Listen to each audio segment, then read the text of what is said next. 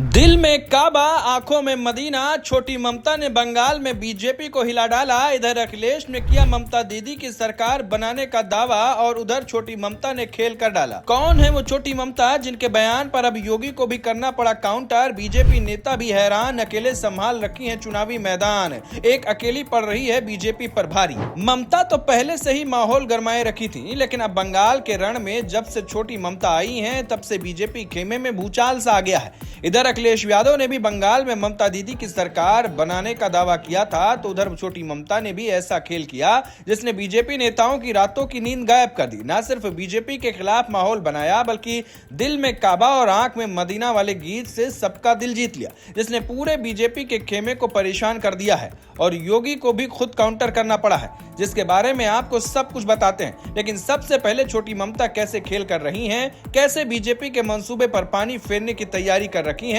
चलिए आपको सब कुछ बताते हैं।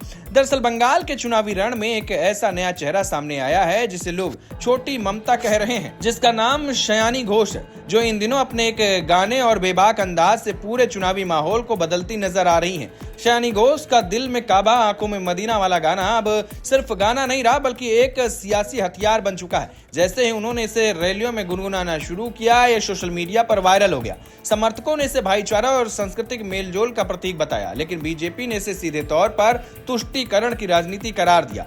यही वजह है कि एक लोकगीत अब चुनावी बहस के केंद्र में आ चुका है और हर तरफ इसी पर चर्चा हो रही है। शयानी घोष की राजनीति में एंट्री भी किसी फिल्मी कहानी से कम नहीं है। पहले वो बांग्ला फिल्मों और टीवी की जानी मानी अभिनेत्री थी, फिर 2021 में राजनीति में आई। उसी साल विधानसभा चुनाव लड़ा, लेकिन हार गए। फिर भी उनकी लोकप्रियता कम नहीं हुई। इसके बाद उन्हें पार्टी की युवा इकाई की कमान दी गई और 2024 में लोकसभा चुनाव जीतकर सांसद बन गए। कम समय में इतनी तेजी से उभरना ही उन्हें छोटी ममता का नाम दिया है, क्योंकि उनका अंदाज और आक्रामक शैली काफी हद तक ममता बनर्जी से मेल खाती है। लेकिन असली मोड़ तब आया जब उनके गाने पर उत्तर प्रदेश के मुख्यमंत्री योगी आदित्यनाथ ने काउंटर किया। योगी ने साफ कहा कि जहां कुछ लोग काबा मदीना की बात करते हैं, वहीं उनके दिल में महाकाली और नैनों में चैतन्य महाप्रभु का वास है। ये बयान सिर्फ एक जवाब नहीं था, बल्कि सीधा राजनीतिक संदेश था, जिसने चुनाव को पहचान की लड़ाई में बदल दिया। अब एक तरफ शयानी घोष का सांस्कृतिक और समावेशी संदेश है, तो दूसरी तरफ बीजेपी का धार्मिक और परंपरागत नैरेटिव है। यही वजह है कि अब ये मुकाबला सिर्फ शयानी बनाम बीजेपी नहीं, बल्कि छोटी ममता बनाम बड़े नेता जैसा बन गया है। शयानी घोष अपनी सभाओं में भीड़ जुटा रही हैं,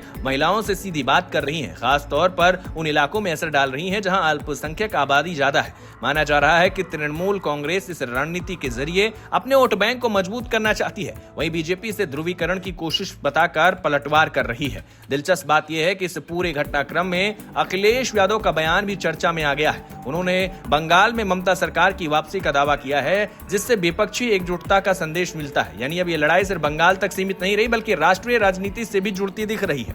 अब सबसे बड़ा सवाल यही है कि क्या छोटी ममता का यह अंदाज चुनावी नतीजों को प्रभावित करेगा? क्या उनका यह गाना और आक्रामक शैली बीजेपी की रणनीति पर भारी पड़ेगा? फिलहाल इतना तय है कि बंगाल की सियासत में एक नया चेहरा पूरी ताकत के साथ उभरा है, जिसने माहौल को बदल दिया है। और यही वजह है कि आज बंगाल में सिर्फ चुनाव नहीं, बल्कि एक कहानी चल रही है, जिसमें एक तरफ अनुभवी नेता है तो दूसरी तरफ उभरती हुई छोटी ममता है। अब देखना यह है कि इस सियासी मुकाबले में कौन जीतता है। आपको क्या लगता है? कमेंट कर बताएं।